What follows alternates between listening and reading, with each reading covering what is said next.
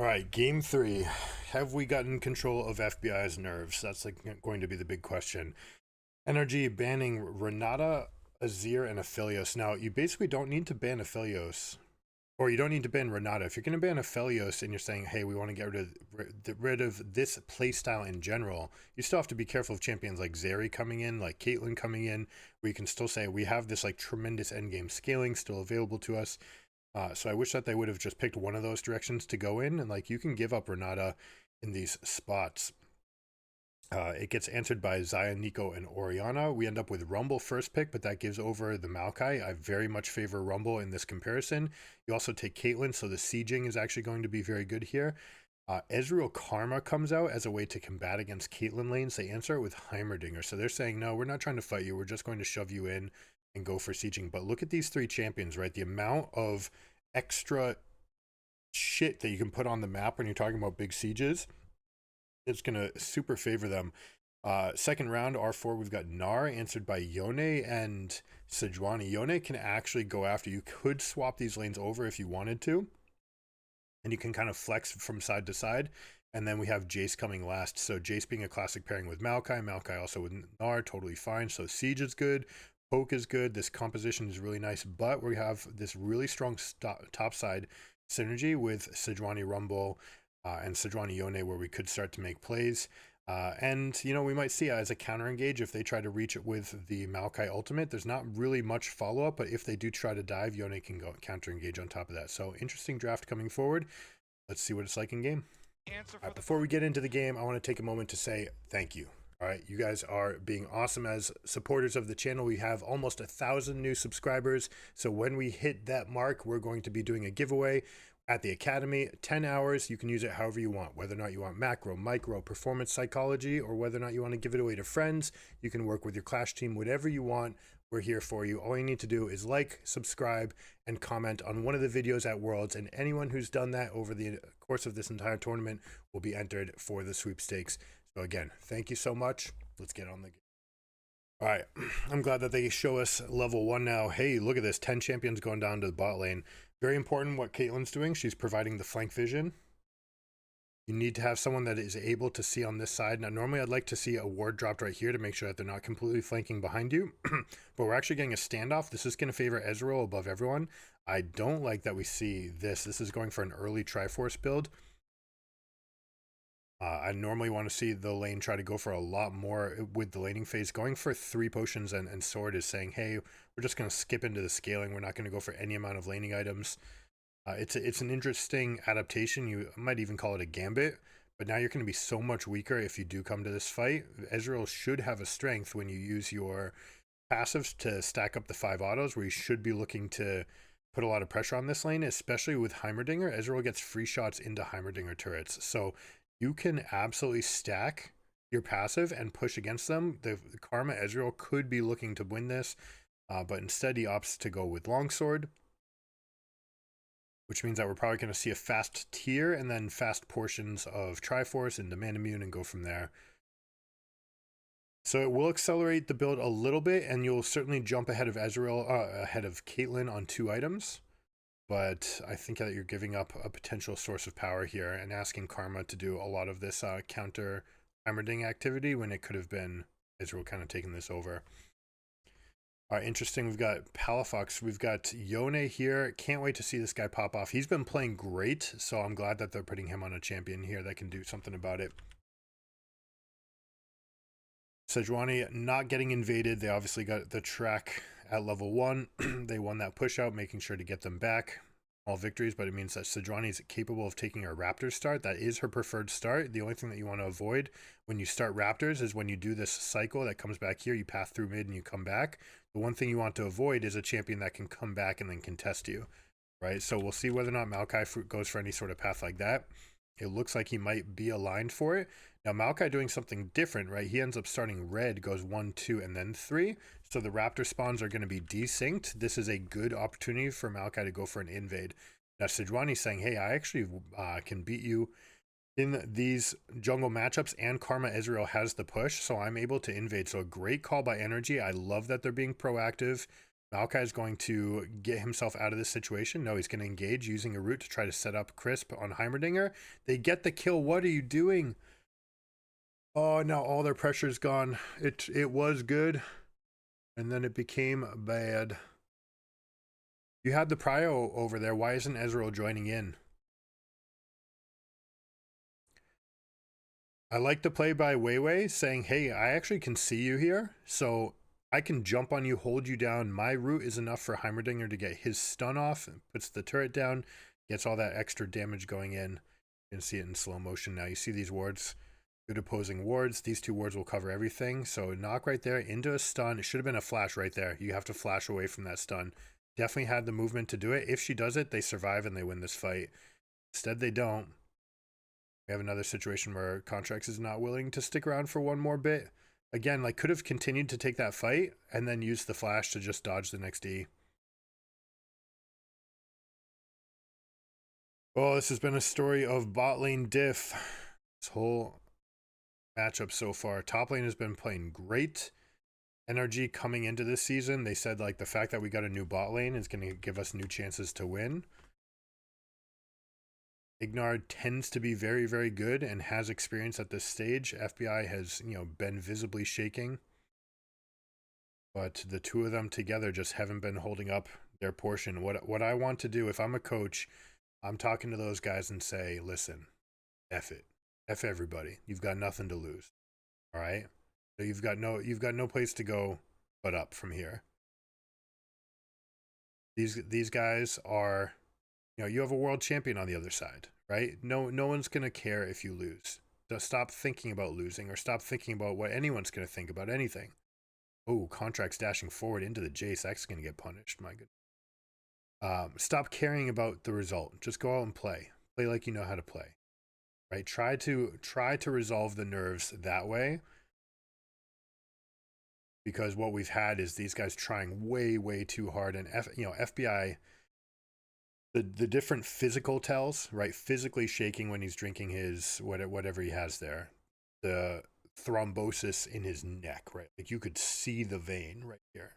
That's someone who has such an elevated heart rate that they are not in control anymore, right? Like their emotions are taking control of them. They're way too hyped up. That means that roller coaster ride is going to be way too drastic, and you don't want those polarized emotions. You don't want to be riding super highs and super lows, because then when you have moments where you just need to like play well, you might be thinking, oh, is this it? This is the moment we're going to win the fight. We're going to win this game. We're going to beat. And then the moment's gone because you've wasted it with those thoughts rather than focusing on what you actually need to do to put it together.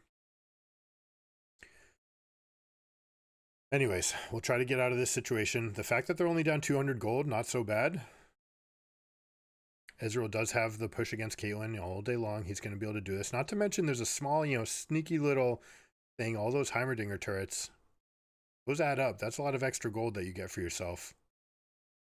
Like a hidden CS. All right, they're trying to set a trap. All right, the E comes out, but no turret in response. You generally want to have the E cast with the Q right underneath you, so that if it hits, the rocket will come out immediately. But they opted to not go for that. If they do go to hit, right, then they have such a good chain CC coming forward, right, stun into trap. So this lane does have a lot of pressure, but like we said, this Karma Ezreal is going to be able to fight them off. Both of those champions are uniquely strong against these two, so should be a point of strength if they're able to play for it. Now, the fastback doesn't mean that we have the tier stacking. Sheen is up there as well, so we're going to have pretty good push. The Shy using the first Gnar ult tends to be used as a chunking piece. What we see it as right there. Doko just standing his ground. Has the boots in tow. Now, should be feeling stronger, right? At this point, you're just like, okay, you're not really threatening me. I'm level 6, and you've got Doran's shield, so there's nothing you can really do to me. I can stand my ground and keep on fighting. It's actually you who's going to lose out after the CC chain wears off. So I absolutely love Doko. Has been playing out of his mind. He's been playing so well. I want to continue to empower him. And if we do get, right, unfortunately we don't have that lockdown from the support position. We have a little bit from Sejuani, and especially with the fact that these guys are both melee. But Yone ult into Rumble ult is probably the most devastating combination of damage that you can put together in this entire game.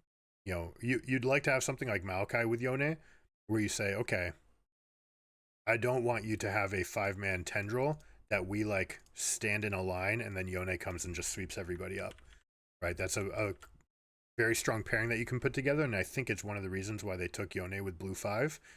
They said, we don't want to give Xiaohu Yone, but this is a pairing that they put together a lot. So, you know, are you willing to also have Yone into Jace? Jace is going to start taking this matchup over once he finishes his Eclipse. Or he might go Duskblade for this comp. You know, Duskblade is the more common, it's the broken item. Hold on, Chain CC. No, it's too late. Xiaohu is able to get out, flashes just in time. Contract's just a moment too late. The combination looked like he went Q, then stepped, then through it. You really want to go QR. Sejuani, Fizz are two champions that you want to QR. You just want to get extra range, move into a slightly different angle. Good reposition here by Ignar. Hold on. Except Ignar's not blocking anything. Why aren't you blocking anything? Gosh. Okay, so we had Ignar standing behind Ezreal, and I think the concept was, hey, I'm Ezreal against Maokai, I can soak this up and E away. But still, if you're Karma, you have to be blocking all the rest of that damage as best you can. You need to jump out to get that root. Instead, opting not to. And there's just been some very clear dyssynergy between these two guys. Hold on, Yone's coming in. They're going to get one for themselves. Unfortunately, it's not for the Ezreal, but that's okay. Yone gets it, and that's going to be a big one. Honestly, actually, screw it. Kind of with it. I don't want to be with Ignar about this, and I would never suggest to my team, hey, like, don't give this guy the ball. Right, like play as if Ezreal, as if FBI doesn't exist because he's playing so badly in it. You have to empower him. You have to give him the opportunity to prove, because to win this series, you need him for 3 more games. So even if you are able to win 1 game off of the back of taking the ball out of his court, right, and just say, yeah, we're just going to win despite you, then how do you win other games, right? You need this player to exist. So right here, uses cleanse, says I can bite this and I can cleanse it away. But then the fact that we don't have Ignar stepping up and casting the W, the root onto Maokai, just seems really, really bizarre. Herald rotation comes over. Heimerdinger's always going to be stronger here. Gets to put down the wards. Yone gets himself caught with the big wall at his back. Is not able to use his teleport, his ultimate to get back to safety. Sometimes you can scoop your way out just by jumping that wall. I like the immediate use of the Herald here by Maokai. Put money into Jace's pocket right now. In fact, he can go up. If he can tap this, try just a little bit more, he'd be looking at 3 plates instead of 2. So this is actually very manageable for trying to get another plate there. So that's 175 gold that Jace will be looking to pick up at some point. Oh, he's dashing forward as Karma arrives. This is fantastic. All right, good reposition by FBI. They are moving to the side. They get the kill. That's so wonderful. Ignar, please block that. Thank you. Was at the edge of the range. There you go. Ignar blocking for the Jace. Good. All right. So we get a kill. Light trying to step aggressive. Maybe thought like, hey, I've got the window, but honestly was so short. He had about 2,000 gold in his inventory, or 2,000 gold in the bank that he wasn't able to spend. And going for aggression right at that moment tends to be a loss, especially when the other guys used his money. Yahoo just one-shotting the Karma. That's an ultimate from Heimerdinger. You should be tanking this. Try to throw this back at them. Nothing. A little bit of an overreach. It looks like we've got some more nerfs setting in. Weibo being afflicted this time as well. Couple over antsy plays. Maybe trying to make that highlight play to fetch, to claim your stake to fame. Stake your claim to fame. Caitlyn comes over and picks that up. I love that rotation. Jace teleported to bot lane. If you're an AD carry, you absolutely should come to mid, right? Let Jace go and pick up the next 2 waves. Let him go and crash him in. Then he'll recall. You'll go back. Kate can even take 1 more wave here and go. Now, it's not as drastic as it used to be, right? Before, prior to 14 minutes, the minions weren't sped up, right? So you could have this one catching, and you'd have 10 seconds to then go over here. You don't have that anymore. So instead, you have to be much more precise about these movements. So they say, all right, Jace, you're recalling. We're good. We're still pre-14. We can stay in this situation for a little bit longer. And actually, this is where we want to end up anyways. So it's not actually that bad of a time to rotate over, especially if enemy team is going to react to it. And we have 4 minutes till dragon, so there's no real reason to be in the bot lane, and Jace is more than comfortable to be by himself. We do end up seeing the Duskblade build. We're going to see the Mirror Mana coming out next. Top lane, Merc Treads alone for the Gnar. I'm actually surprised to not see Hex Drinker here. Usually that's a nod towards the Sterix gauge, but look at all the damage, right? Karma's a high damage support. Ezreal is about 30% magic damage. This right here is about a quarter magic damage because of the passive. 100%, 100%. I absolutely would have preferred to see Hex Drinker here from Gnar. You want to take that modal item that lets you be aggressive and defensive. Hold on, Palafox. Buffering is R. Good job. Not risking it. Saying, all right, ultimate for ultimate, no big deal. I'll just step back. All right, always hugging this wall when you step back to make sure that there's nothing in the vision. Ends up seeing that there's a lot of Maokai vision here. Sejuani's just going to tank it up because he can. Taking that line so that Ignar can get in. I like that. That's good team play, right? You're answering 3 for 3. They're being aggressive. You're coming out with a better answer. You're making sure that your damage is meaningful. You're keeping Yone on the resources. You're not giving them those last plates. So they fought it off. I wouldn't be surprised if they actually just gave it up now because there's so little to go for. I like what he's doing there. Step yourself back before casting your E forward. That way the trade is only ever one-sided. But like we said, they're probably going to give up the turret now. They spent a lot of effort. They kept people in place. Now the question is, can you make a momentum play faster here? Right? There's nothing on the board. 2 minutes till Herald, 3 minutes till Dragon. So it's going to be a matter of coming out of this situation.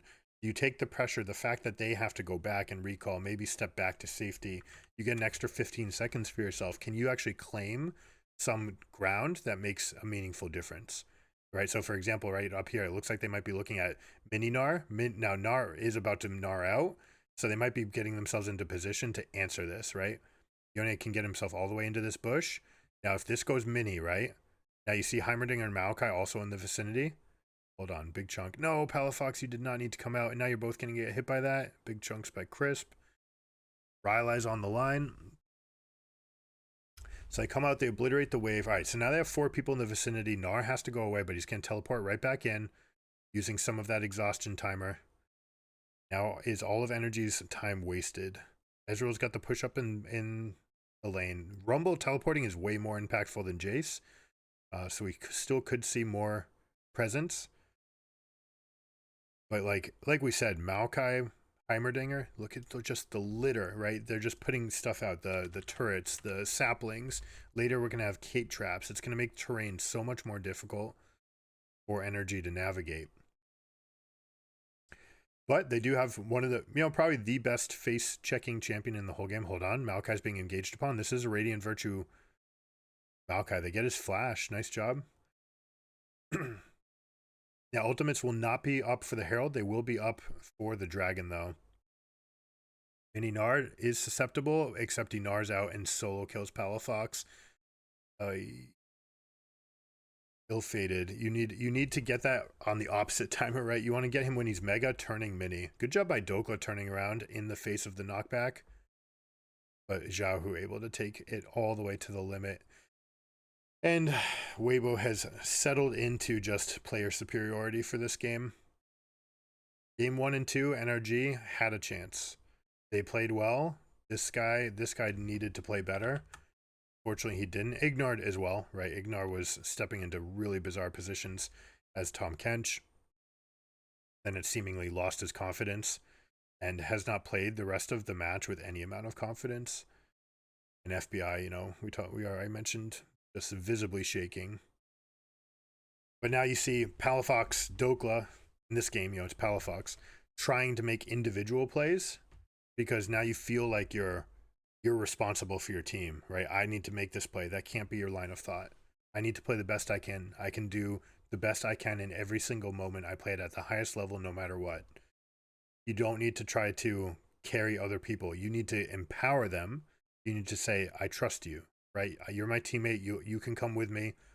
I'll bring you there, but you can come with me. It's not me despite you.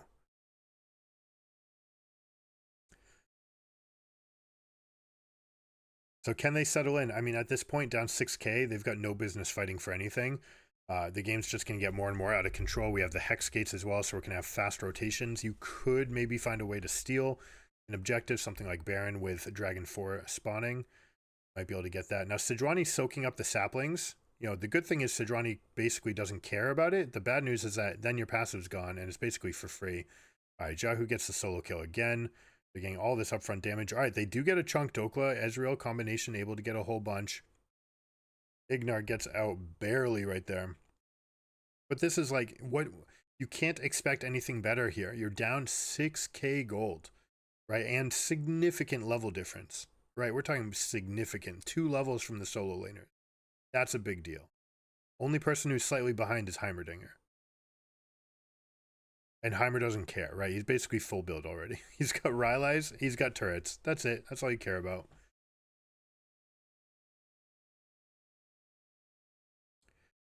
All right, so if you are going to get out of this situation, what are you trying to do? Well, Israel's going to try to keep mid lane pushed up. You want to get Palafox on item spikes.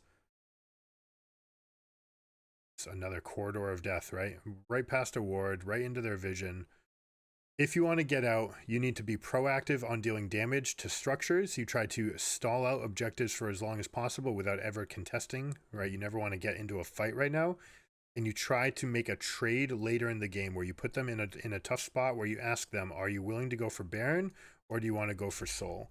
And we'll take the other, right? And basically, you want them to take Dragon Soul and you take Baron. Then you can use Baron to maybe chop all this gold down, and if you can, hey, that's another 4,500 plus the Baron. There's your 6,000, right? So you can get your 6,000 back with a lucky Baron, but it's going to have to come down to setting up a position where Sejuani can just basically steal this fairly randomly. And right now she's nowhere near the position, right? She would have to be tucked back here, probably all the way back here, with a control ward in this bush and a ward here on the back of the bush that they're less likely to have vision for because they just don't expect you to be that close. So can't get over there anymore either. And this ward is in position, right? You're not going to be able to keep yourself a ward. That one is in the correct ring. Hold on, Palafox, big chunk of damage. They get the Jace. All right, step 1, get a free pick. Unfortunately, the Shy on Nar is going to feel super, super strong here. FBI, willing to press his advantage. If you're Ezreal, you have to play with tempo. We are seeing the benefits of the longsword start, the fact that he's able to have a completed man immune already. 3 dragons down, Jace down, they're just not going to take any risks, right? The scouting report against NA teams is just wait, we'll team fight you later, and we'll just always win. But a team fight's better.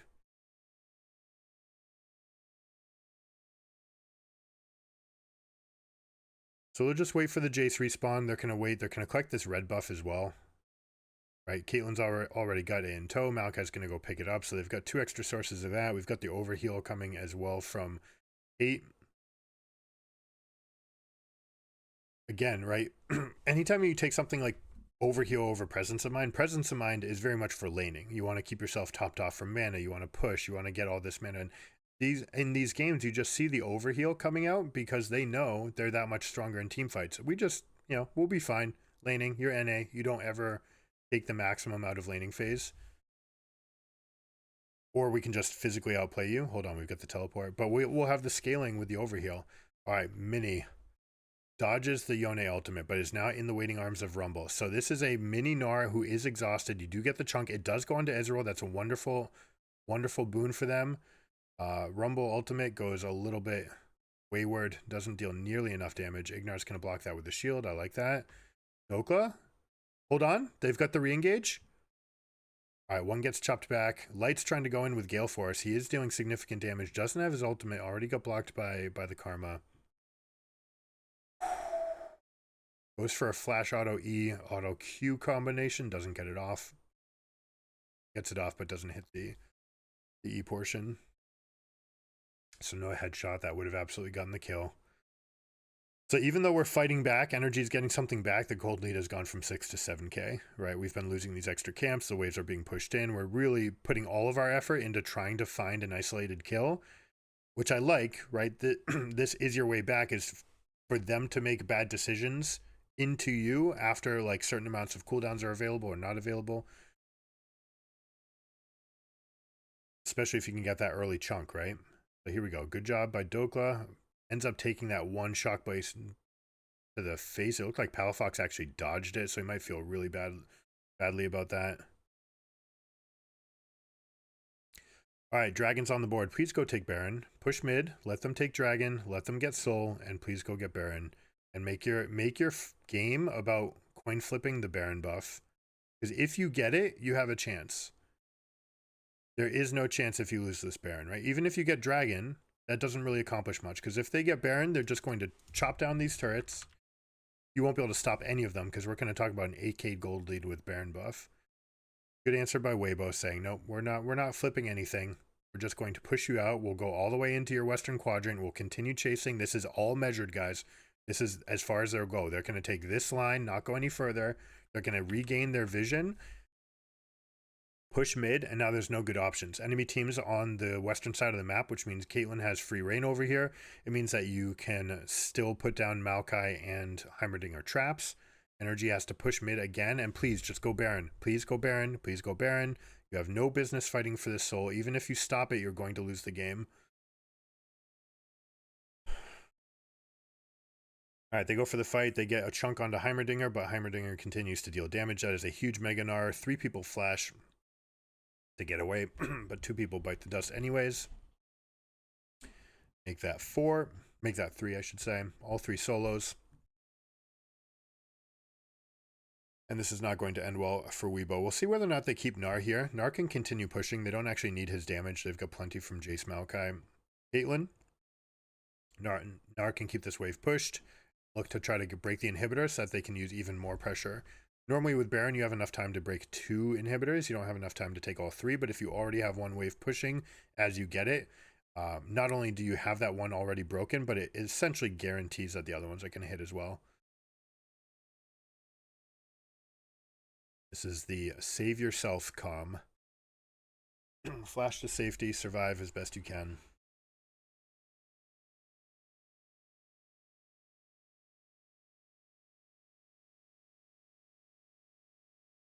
All right, 2/3 of that turret is dead. You can see by the dark shade, it's under 1/3 health. The turret starts with 3,300. As long as you get it under 1,100, it won't heal up. Past that amount, it's always going to heal to thirds, 1,100, 2,200, etc. I expect them to go for bot and mid. The reason that you go bot and mid is because of this respawn. Okay, 4 minutes till dragon. You want to already be in this vicinity. You want to already control this area as the dragon is spawning. So expect these ward lines to move up. Although they may opt to keep the very comfortable wards right here, the ward line, and say, hey, let's just like encroach with normal wards. Speak up. Hold on. Maokai ult into Gnar ult. Everyone's blowing up. They're not going to need Elder. As you normally don't. Elder is win more. You tend to be able to win without it. Here they go. They'll step up. 4 people are dead. Sejuani cannot do anything about this. He can watch in turret. In the fountain, I should even say. Heimerdinger putting down turrets to tank aggro. Shai he's got the Hullbreaker and Steric Gauge synergy. Actually goes a little bit too far tanking, but it's not going to matter, right? Contract's just stepping out there dancing. Nothing to be done.